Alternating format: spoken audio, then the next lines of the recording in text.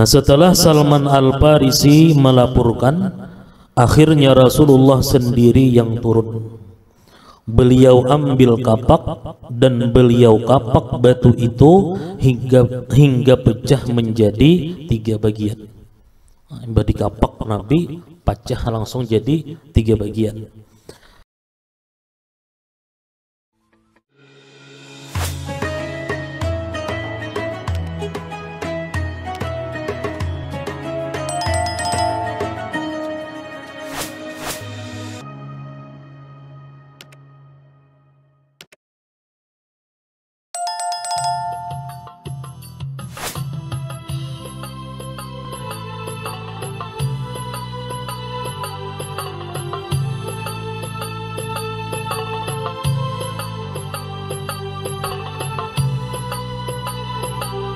Bismillahirrahmanirrahim. Alhamdulillahi rabbil alamin. Wa bihi nasta'in ala umuri dunya waddin.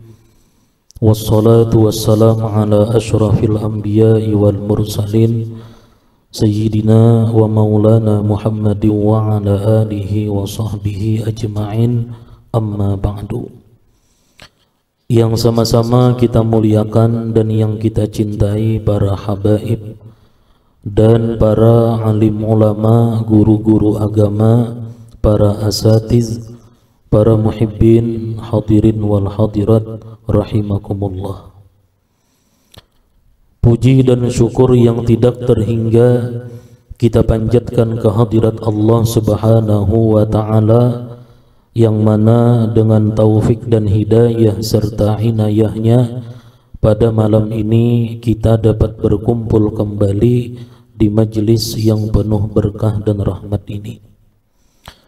Kemudian salawat dan salam atas junjungan kita Nabi besar Muhammad sallallahu alaihi wasallam dan seluruh keluarga, para sahabat, zuriat dan pengikut beliau ila yaumil qiyamah. Para muhibbin rahimakumullah. Kemudian mengenal nama Allah Al-Mughni. Al-Mughni adalah nama Allah yang ke-89. Al-Mughni artinya yang maha mengayakkan. Al-Mughni artinya yang maha mengayakkan. Pengertiannya yaitu dialah Tuhan yang mengayakkan dari karunia-Nya terhadap orang-orang yang Dia kehendaki daripada hamba-hambanya dengan sesuatu yang Dia kehendaki. Jadi maksudnya Allah mengayakkan dari karunia-Nya akan orang-orang yang Dia kehendaki daripada hamba-hambanya dengan sesuatu yang Dia kehendaki. Sebagian hamba-hambanya ada yang Dia kayakan dengan ilmu. Ilmu termasuk daripada karunia Allah. Nah, sebagian di antara hamba-hamba tadi ada yang dikayakan Allah dengan ilmu, sehingga jadilah hamba itu hamba yang alim. Sebagian daripada hambanya ada yang Dia kayakan dengan kekuatan, maka jadilah hamba itu abdun qawiyun, hamba yang kuat. Dan sebagian ada lagi hambanya yang Dia kayakan dengan harta, maka jadilah hamba itu abdun ghaniyun, hamba yang kaya. Dan sebagian hambanya ada lagi yang Dia kayakan dengan selain yang demikian itu. Itu bacaannya selain. Allah kayakan dia bi ghairi zalik. Dan sebagian hambanya ada lagi yang Dia kayakan dengan selain yang demikian itu. Dan sebagian daripada hambanya ada yang Allah kayakan dengan segala sesuatu. seperti kekasihnya Rasulullah sallallahu alaihi wasallam. Rasulullah adalah hamba Allah. Allah kayakan Nabi kita dengan tiap-tiap sesuatu. Nabi kita Allah kayakan dengan ilmu, Nabi kita Allah kayakan dengan kekuatan, Nabi kita Allah kayakan dengan harta, Nabi kita Allah kayakan dengan selain yang demikian itu. Rasulullah sallallahu alaihi wasallam Allah kayakan dengan ilmu, sehingga beliau berkata, ujar Nabi, ana madinatul ilim. Salah bacaannya, jadi yang bujur ana madinatul ilim. Artinya ya Nabi, aku adalah kotanya ilmu atau gudangnya ilmu. Kemudian Rasulullah sallallahu alaihi wasallam Allah kayakan dengan kekuatan. Jadi Nabi kita Allah kayakan juga dengan kekuatan. Diriwayatkan bahwa beliau sangat kuat. Dalam satu riwayat dikisahkan sewaktu terjadi perang Khandaq pada tahun keempat Hijriah. Orang-orang Yahudi bersatu dengan musyrikin Mekkah untuk menyerang kota Madinah. Jadi orang-orang musyrik bersatu dengan orang-orang Yahudi yang di mana-mana, bersatu untuk menyerang kota Madinah. Akhirnya rencana penyerangan itu sampai kepada Rasulullah sallallahu alaihi wasallam. Sampai kabar lawan Nabi bahwa orang-orang musyrik bersatu dengan orang Yahudi hendak menyerang kota Madinah. Dan Rasulullah sallallahu alaihi wasallam mengundang para sahabat bagaimana menghadapi mereka. Lalu para sahabat dikumpul oleh Nabi. Sahabat Rasulullah sallallahu alaihi wasallam yang bernama Salman Al-Farisi radhiyallahu anhu menyarankan kepada Rasulullah agar kota Madinah dibikin parit atau gud. Jadi ujar Salman Al-Farisi menyarankan lawan Nabi bahwa kota Madinah dikelilingi dengan parit atau gud. Sewaktu para sahabat menggali waktu rahatan menabuk tanah, mereka menemukan batu putih besar yang sangat keras. Beberapa sahabat tidak sanggup memecahkannya. Sahabat yang dikenal dengan kuat kiau, Tabuk memecahkan batu tadi kada kawaju. Mereka memanggil Salman Al-Farisi untuk melaporkan kepada Rasulullah apakah dibiarkan atau bagaimana. Kayak apa batu ini, diliung aja kah atau kayak apa? Setelah Salman Al-Farisi melaporkan, akhirnya Rasulullah sendiri yang turun. Beliau ambil kapak dan beliau kapak batu itu hingga pecah menjadi 3 bagian. Di kapak Nabi pecah langsung jadi 3 bagian. Disitulah para sahabat menyaksikan bagaimana kekuatan yang dimiliki oleh Rasulullah sallallahu alaihi wasallam. Kemudian Rasulullah sallallahu alaihi wasallam juga dikayakan Allah dengan harta. Tapi beliau tidak pernah menumpuk-numpuk harta. Beliau selalu mensedekahkan harta yang beliau dapatkan. Dan juga apa yang beliau kehendaki maka jadi. Seperti yang pernah ditawarkan oleh malaikat Jibril kepada beliau untuk menjadikan gunung Uhud jadi emas. Jakanya Nabi hendak gunung Uhud itu jadi emas. Firman Allah yang berkaitan dengan Al-Mughni ini disebutkan dalam surah Maryam ayat 42. Iz qala li abihi ya abati lima ta'budu ma la yasma' wa la yubsir wa la yughni anka syai'a.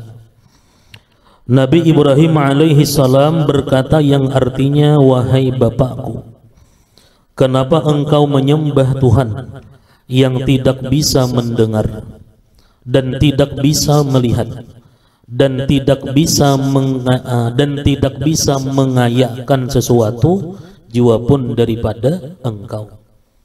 Jadi ujar Nabi Ibrahim, ya abati lima ta'budu ma la yasma'u wa la yubsir wa la yughni anka syai'a. Firman Allah dalam ayat yang lain, iyakunu fuqara yughnihimullahu min fadlih wallahu wasi'un alim. Artinya jika mereka itu fakir, Allah akan kayakan mereka dengan karunia-Nya. Sesungguhnya Allah maha luas perbendaharaannya dan maha mengetahui dengan segala sesuatu.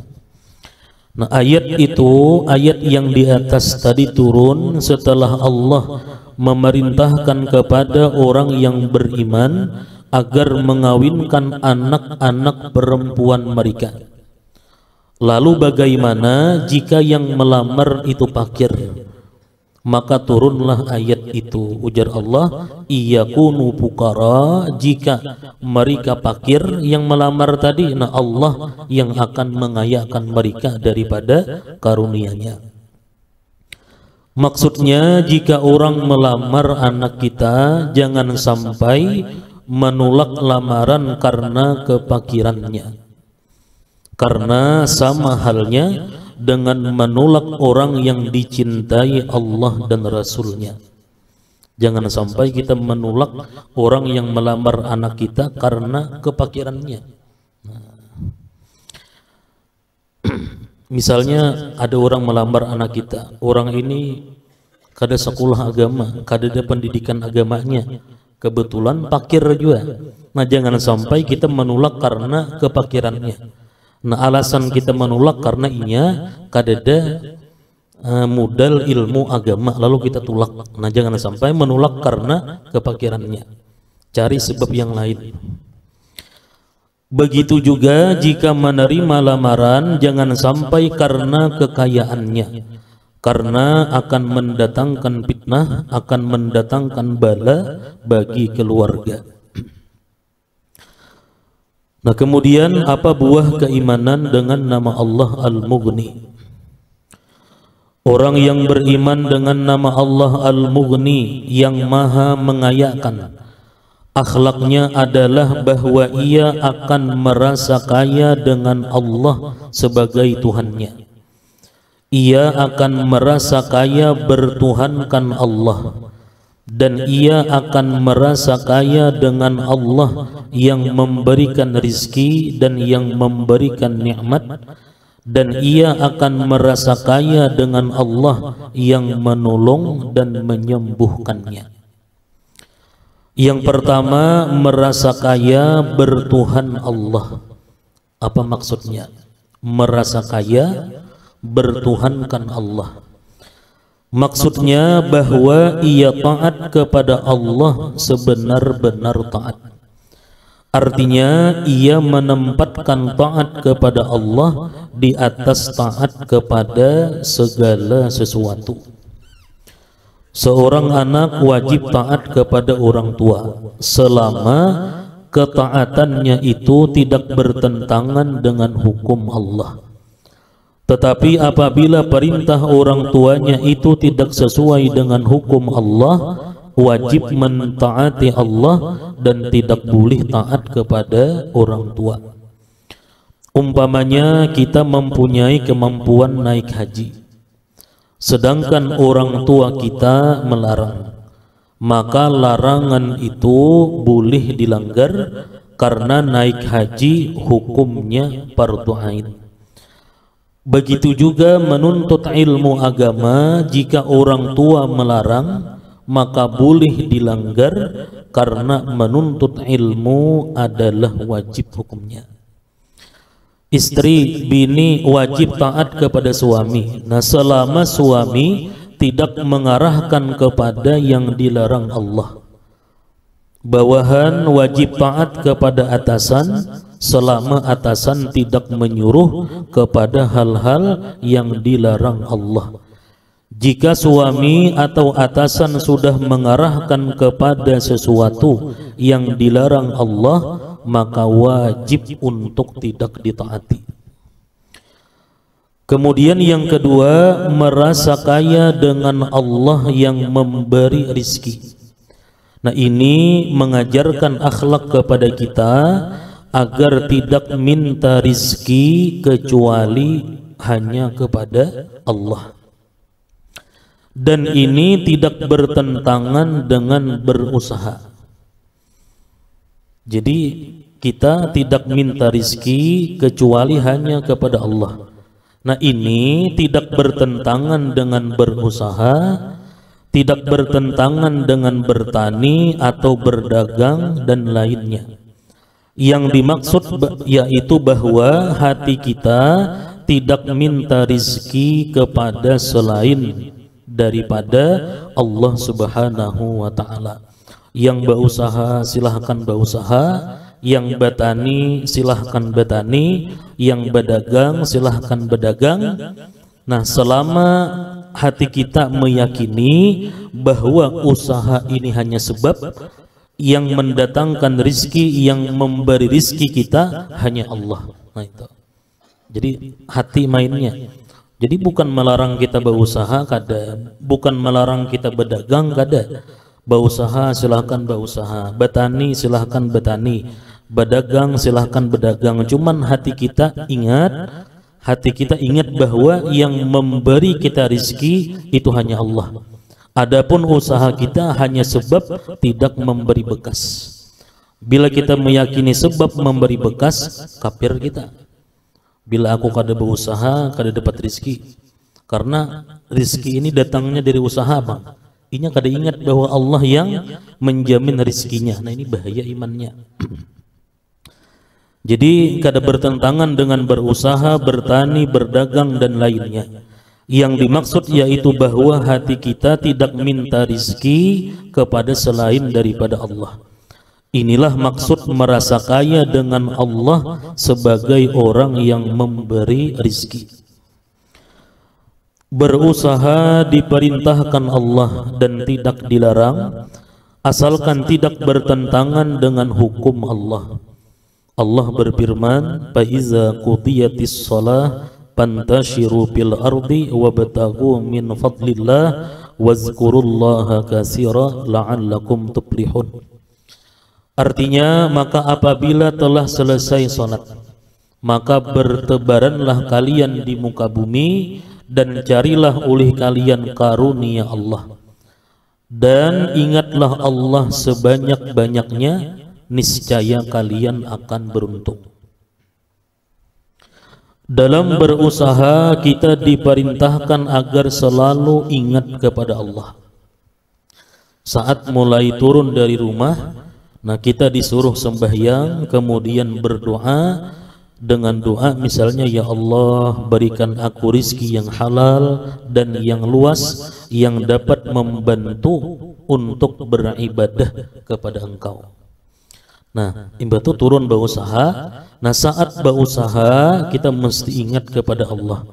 Jangan sampai usaha ini melalaikan kita daripada kewajiban kita. Nah, jangan sampai usaha kita, maulah kita melanggar hal-hal yang dilarang oleh Allah. Berdagang misalnya, berdusta, menipu orang, barang cacat dipadakan baik misalnya, bersumpah palsu, memuji-muji barang. Nah, ini orang nang lalai daripada Allah. Kemudian yang ketiga, merasa kaya dengan Allah yang maha menolong. Merasa kaya dengan Allah yang maha menolong. Maksudnya bukanlah kita dilarang untuk minta tolong dengan orang. Bukan kita dilarang minta tolong lawan dokter misalnya, lawan orang. Nah, tolong menolong disuruh dalam agama, namun i'tiqad hati tetap kepada Allah yang satu-satunya maha menolong. Kita tidak dilarang untuk minta tolong kepada seseorang selama tidak bertentangan dengan agama dan bacanya, dan minta tolong kepada orang yang dibolehkan. Jadi selama tidak bertentangan dengan agama dan minta tolong dengan kepada orang yang dibolehkan. Minta tolong kepada orang boleh. Nah, selama i'tikad hati kita meyakini bahwa yang menolong kita adalah Allah, adapun ini hamba hanya perantara atau sebab kita untuk mencari kesembuhan kah, untuk mencari pertolongan misalnya. Nah, orang yang dilarang kita minta tolong seperti minta tolong kepada dukun atau kahin. Minta tolong kepada dukun berarti tidak merasa dengan Allah sebagai penolong. Artinya tidak merasa kaya dengan Allah sebagai penolong. Sabda Rasulullah sallallahu alaihi wasallam dalam Sahih Muslim, ujar Nabi, man ata arrafan fasa'alahu an syai' fasaddaqahu lam tuqbal lahu salatun arba'ina yauman. Artinya barang siapa mendatangi arraf, dalam riwayat yang lain man ata kahinan, barang siapa mendatangi arraf atau dukun menangguh nasib. Arraf ini mayyadda'i ma'rifatal mughayyabat, orang yang mengaku, orang yang mendakwa dirinya tahu tentang perkara-perkara yang gaib. Itu arraf. Mayyadda'i ma'rifatal mughayyabat, orang yang mengaku dirinya tahu tentang hal-hal yang gaib. Nah, kita datang lawan dukun tadi, kemudian bertakun lawan dukun tadi dengan paranormal tadi tentang sesuatu, kemudian kita membenarkan apa yang dikatakan dukun tadi, maka 40 malam salatnya ditolak oleh Allah. 40 hari sembahyang kita kada diterima oleh Allah Subhanahu wa taala. Datang lawan dukun. Pak dukun jar, aku ini sakit kepala kada beampihan. Lalu dia dukun besuh karis di rumah tuh. Itu sebabnya kim sakit kepala. Nah, kita membenarkan apa yang dikatakan dukun tadi, maka sembahyang kita kada diterima selama 40 hari. Nah, ini orang nang datang kepada dukun, apalagi nang jadi dukunnya baginannya. Kita ini kan kada dukun, datang ke rumah dukun, batakun lawan dukun, kita benarkan apa yang diucapkan dukun, 40 hari sembahyang kita kada diterima oleh Allah, apalagi nang dukunnya. Misalnya kehilangan sesuatu lalu datang kepada dukun menanyakan siapa yang mencurinya, sehingga menimbulkan kecurigaan dan sangka buruk kepada orang. Nah, inilah akibat minta tolong kepada orang yang salah, hilang sepeda motor, datang lawan dukun, jadi dukun orang parak juga, bukan keluarga juga. Nah, timbul sangka macam-macam lawan keluarga. Nah, itu nyata orang parak, orang jauh, kada kau mau ambil. Nah, jadi dukun orang parak juga. Nah, misalnya. Nah, lalu kayak apa adab kita bila kehilangan barang? Nah, apabila kita kehilangan sesuatu, sebaiknya berdoa. Mintalah kepada Allah agar barang yang hilang dikembalikan kalau itu baik. Kita berdoa atau kita minta doa kepada orang soleh supaya barang yang hilang tadi dikembalikan, amun itu baik. Nah, jika tidak baik digantikan dengan yang lebih baik. Inilah yang dianjurkan dalam agama. Jangan datang kepada para normal tadi. Nah, kemudian yang keempat, merasa kaya dengan Allah yang maha menyembuhkan. Ini juga jangan diartikan kita dilarang untuk berobat. Kada boleh berobat, kada boleh datang kepada dokter, bukan itu maksudnya. Nah, kita berobat boleh, kita datang kepada dokter boleh. Nah, selama hati kita meyakini yang menyembuhkan itu hanya Allah, adapun obat, adapun dokter ini hanya sebab kita untuk mencari kesembuhan. Kan disuruh Nabi tadawau ibadallah. Rasulullah menganjurkan kita untuk berobat. Beliau mengatakan, berobatlah wahai hamba Allah. Nah, berobat dibolehkan asalkan berobat dengan yang dibolehkan agama dan kepada orang yang dibolehkan. Berobat kepada orang yang tidak dibolehkan seperti berobat kepada dukun pananamba. Dan obat yang tidak dibolehkan seperti berobat dengan benda najis, ini diharamkan. Nah, misalnya khamar, ampadu itu tertambah, misalnya khamar dan lain-lain. Berobat tapi dengan meminum khamar. Nah, sedangkan obat yang lain yang suci masih ada, pada boleh. Di dalam kitab Kabair dikisahkan, dihikayatkan bahwa Fudail bin Iyad mempunyai murid yang lama tidak hadir karena sakit. Ini kisah ada dalam kitab Kabair andaknya. Nah, ketika Fudail menengok, ia si murid tadi sudah dalam keadaan sakaratul maut. Kata Fudail, ucapkanlah la ilaha illallah. Kata murid, aku tidak bisa mengucap kalimat itu dan aku berlepas dari la ilaha illallah. Ujar si murid tadi. Nah, kemudian mati si murid tadi. Nah, setelah dikubur, malamnya Fudail bermimpi melihat muridnya disirit ke neraka. Ditanya, kenapa sebab demikian? Ujar Fudail, ujar nang guru, kenapa ikam? Keadaan ikam macam itu, disirit ke neraka. Nah, jawabnya ujar nang murid, aku dulu pernah sakit. Nah, ulun dahulu garing.